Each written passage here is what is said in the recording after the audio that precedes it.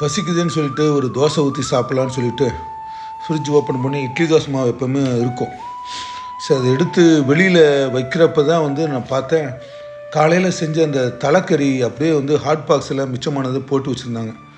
சரி, கறி தோசை செஞ்சிடலாம் அப்படின்னு சொல்லிட்டு ஒரு பெரிய வெங்காயம், சின்ன தக்காளி, மஞ்சள்தூள், கரம் மசாலா, தேவையான உப்பு, மிளகாத்தூள் கொஞ்சம், இஞ்சி பூண்டு பேஸ்ட்டு, கருவேப்பிலை, கொத்தமல்லி தழை பொடியாக கட் பண்ணது அடுப்பத்தை வச்சு அடுப்பு சிம்மில் ஒரு பாத்திரத்தில் எண்ணெய் ஊற்றி இந்த பொடியாக கட் பண்ண பெரிய வெங்காயம், பொடியாக கட் பண்ண தக்காளி, இஞ்சி பூண்டு பேஸ்ட்டு நல்லா வதக்கிட்டு கருவேப்பிலை ஆட் பண்ணிவிட்டு இந்த தலைக்கறியில் தேவையான அளவு நான் 2 ஸ்பூன் தலைக்கறி ஆட் பண்ணிவிட்டு அதையும் சேர்ந்து வதக்கிட்டு இந்த எடுத்து வச்ச பொடி வகைகள் மிளகாத்தூள், மஞ்சள்தூள், கரம் மசாலா, கொஞ்சமாக உப்பு ஒரு வதக்கிட்டு பொடியாக கட் பண்ண கொத்தமல்லி தழை தூவி ஆஃப் பண்ணிடுங்க.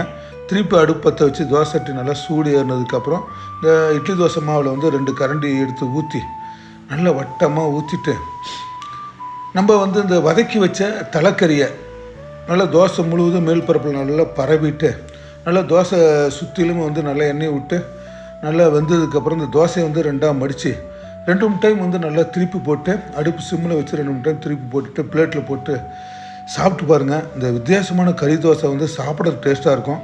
கண்டிப்பாக உங்கள் வீட்டில் பண்ணி பாருங்கள்.